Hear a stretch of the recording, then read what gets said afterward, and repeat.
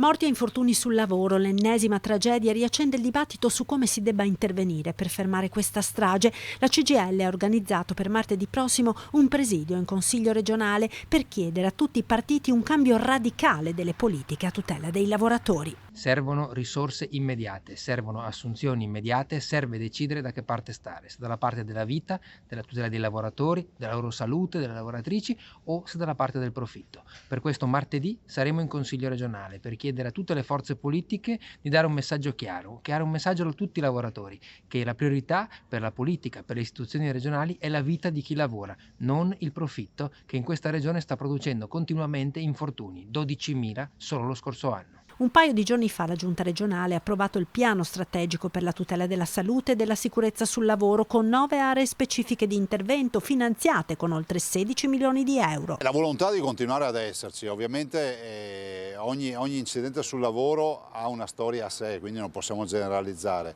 ma è pur vero che l'obiettivo nostro come istituzione, dei lavoratori e anche dell'impresa deve essere assolutamente quello di portare, diciamo, la sicurezza al 100%. Magari è un obiettivo che non si riuscirà mai a raggiungere alla perfezione, però è pur vero che morire lavorando è la cosa, diciamo, meno sostenibile che ci possa essere. Sul tema è intervenuta anche Elena Donazzan, europarlamentare di Fratelli d'Italia e già assessore al lavoro della Regione Veneto. Noi non siamo ancora riusciti, nonostante tecnologie migliori, nonostante accortezze sul macchinario e su quello che accade nel mondo del lavoro, a ridurlo. C'è bisogno di maggiore formazione? Io credo di sì, c'è bisogno di maggiore attenzione.